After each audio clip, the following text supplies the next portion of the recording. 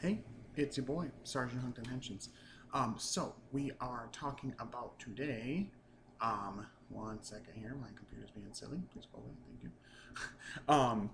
Kamen Revice, episode 35, I guess we're on now. So last week's episode left on kind of a cliffhanger. We had all three of our primary, or like main riders, Ikki, his brother Daiji, and his sister Sakura, of course, all getting their asses beat by Gifu and the Giftarians that were summoned by Akaishi.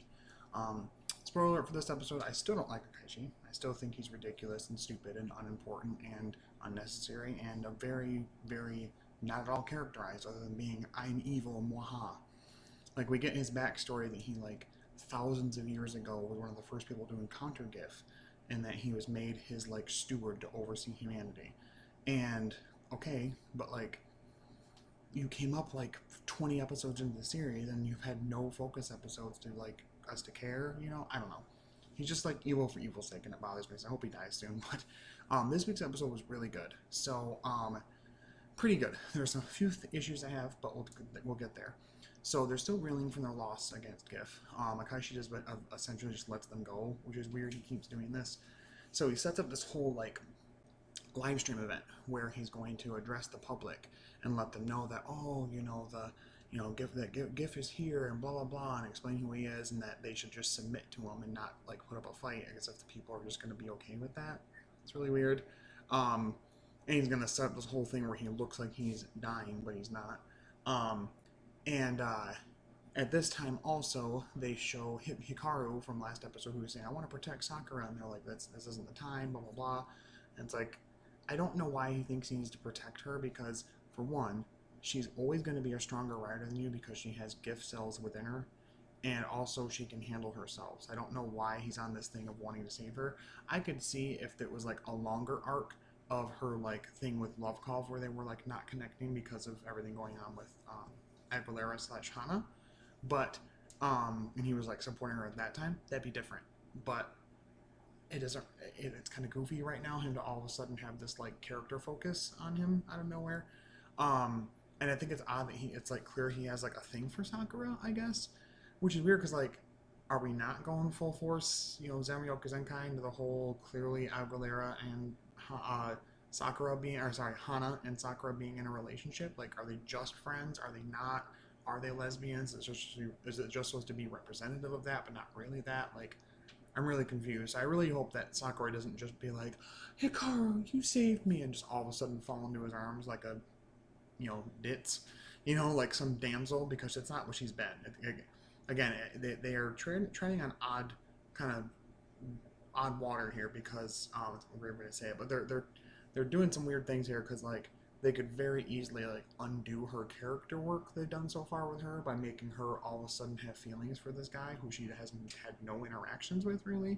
Like I guess she went to school with him a bit, but it's not like he's known her since she was a kid or anything. So yeah, anyway, he's all like, man, I want to be a writer, and Weekend's like, no. um, and at this time also we get a really good scene, what I liked the most, which was Ikki and Vice talking to each other. Because right as the fight ends in the beginning of the episode and they get to escape, Vale tells Vice, because his like power starts to run out, whatever. Next time I want to see you at your most devilish. And so he talks to Ikki. He's like, I don't really even know what it means to be a devil. And Ikki asks, okay, well, what do you think that means? Oh, to do like the most evil things and blah blah blah. And he's like, but I don't want to. And he's like, what do you mean? He's like, I don't know. He's like, I just want to be Vice. Like I want to do like have fun and protect your family and be your friend and be your partner and fight with you and be a Kamen rider and blah blah blah. He's like, well, there's your answer. You're not a demon then. You're Vice. And I thought this was really cool. Another like nice development point for Vice because like yes, he's a demon technically, but he's becoming more and more human as the series progresses. Oddly enough, as also on the flip side, Ikki is losing himself the more he uses the power of them transforming together from everyone's memories or whatever's happening. If we're going to do more with that. So again, it was a nice moment. It was really cool, and they kind of like mimicked each other's little. Like he did the whole "I'm really heating up now" little thing that Ikki does, and Ikki did the whole Vice little devil horns thing. So yeah, it was a nice little moment between the two of them, and I really liked it. I thought that was really cool that they did that. I think it added a good amount of depth more to their relationship, and their partnership and relationship has been probably one of my favorite parts of the series. I will say that ever since about episode 30-ish or so, things have been a bit rocky. Not every episode's been awful, but ever since the dead man's have been out of the picture, I feel like they've kind of struggled a little bit, just getting to the point of having Gifu there as the primary, antagonist. And I'm not sure why. It's kind of odd. I don't hate some of the things you're doing. I just wish for more. Like, they had the whole thing with Kagero and Daiji, and then in this episode it bothers me because it's like yet again he gets cucked. In terms of like the storyline, he's like, I have to save Akemi and blah blah blah. And it's like, you don't know her. She said one nice thing to you once, and you act like you've always been in love with her since day one that you ever saw her back in training or something. Like, what is the connection? I get it's an innocent person, you want to save her, and that she does go with Akaishi and Gif or whatever. Like, she's fully with them now. I don't know if she can become human again, but whatever. So they're doing their thing. And they finally set up this whole thing. They're going to sneak attack, and of course it doesn't work. Somehow Akaishi knows about it, whatever. So they come in and they're trying to fight, and they're all getting their asses beat yet again. Gifu comes in and just starts swatting them away like it's nothing. Even Thunder Gale, he's like, fuck out of here. Which I thought was cool, establishing Gifu as a nice threat. I hope he starts to talk. He's not just evil, and that's it. It's just monster, rar. It's kind of like Game Deus. Game Deus was like not really even a real villain in X8. It was just kind of a threat, and instead of being like a villain with like motives and shit. So I'm hoping Gifu gets some like actual like spoken words and some characterization-ish in what we have left for episodes. No, I'm not on the far fence that Revice has completely fallen off and it's awful now.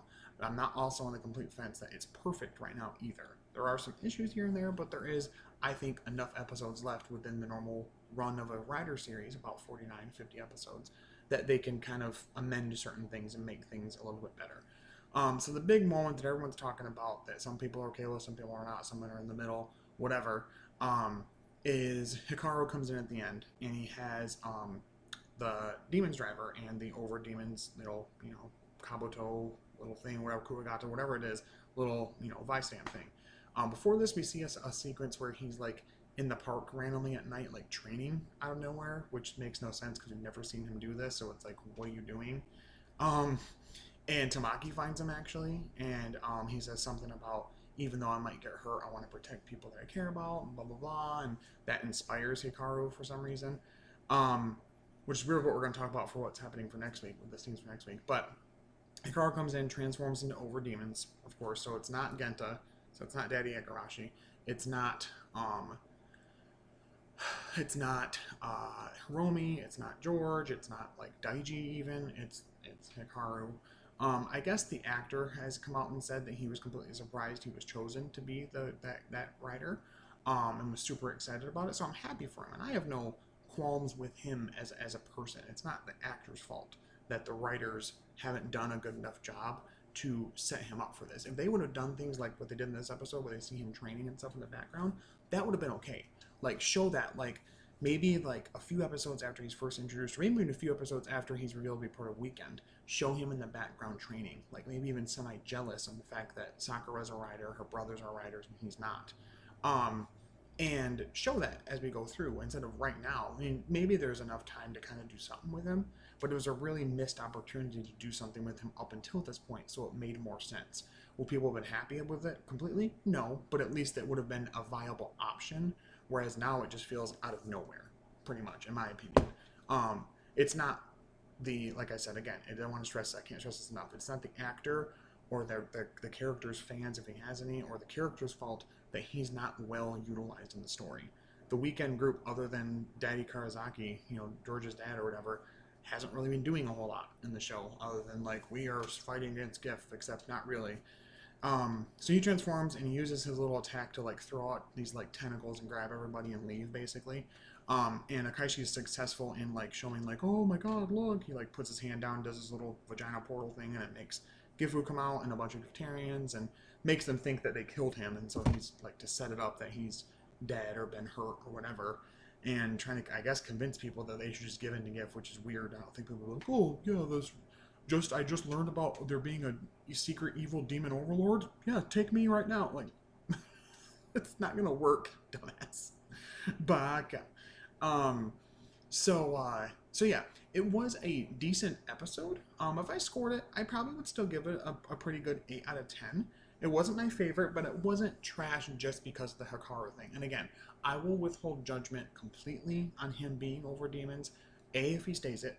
B, if he does and they do something with him at all. And C, if we get something else that's surprising that happens, like Hiromi coming up and doing something, whatever.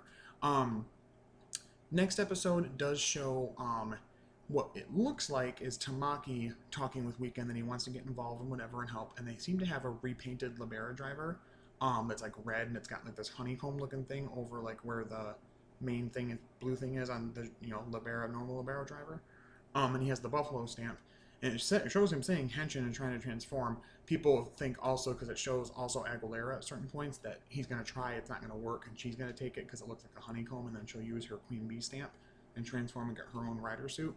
I don't know what's going to happen. Either option I will be okay with. I know I said before I was kind of happy that her and Tamaki weren't riders, but I think they've done enough in their character arcs that I'd be okay with it. Like they've finished their arcs pretty much, and now they're just at the point where Tamaki wants to help and Aguilera wants to help. So again, I'm okay if they explore that. It's a little late to introduce this many new riders, in my opinion. But again, it depends on how the execution of it, how it ends up all coming together. I think it's funny we're getting a repaint of the Libera driver, but I mean, it's fine. And I also find it funny that they talked about how they don't have the resources to make another driver for Hikaru, but then next episode all of a sudden they do, unless it's like a joint operation with George or something. I don't know. So yeah, that's interesting. They also say at the end of this episode that they're going to come out of the shadows and be fully out there to like go up against Phoenix, I guess. So, and Daiji is still stuck in this, I'm going to stop, protect Phoenix and blah, blah, blah. And Akashi tells him that, some basically alludes to him being like some part of their big grand plan of some kind. I don't know. So I'm really hoping Daiji doesn't die or get sacrificed or somehow murdered, or I would be okay if they brought back Kagero. I would be fine with that. They could do something more with him. It'd be cool to see like a combined live and evil form. There was somebody was saying Kamen Rider Live Evil or Live Evil or something like that. So that would be fine. I don't know what they're going to do with them, but that's one of my other complaints, other than the choice of Hikaru being over demons, is what they're doing with Daiji. I don't know what we're doing here. I want him to have more, and I really feel like they've dropped the ball with him as a secondary, to the point where I really just consider Sakura to be the secondary at this point. But yeah, let me know in the comments what you guys thought of the episode. Again, I did not hate it. I don't want people to think I dislike Revice. I might be putting it down a little bit in my top 5, but I don't hate it. It's still a really strong season and a decent anniversary season that isn't completely centered around that aspect, but it's there in the background and in stylistic choices and stuff like that. So like I said, 8 out of 10. Let me know in the comments what you guys think of it. You love it, hate it, in the middle. Let me know what you guys think, your own little review, if you will. Thank you so much for subscribing, for commenting, and sharing and watching the videos. I really appreciate it. We're almost at 280 something subscribers, almost to 300. That's insanity for me, especially because I don't have any really time or way to edit much, as far as having pictures come up when I'm talking about music and all that. So I really thank you guys a whole lot. It really means a lot to me to be able to have a community of people to talk to you about this and kind of get these things off my mind and get excited and hype with you guys about the next episode and stuff like that. So but as always, stay hooked on Henshin. I'll talk to you later. Bye bye.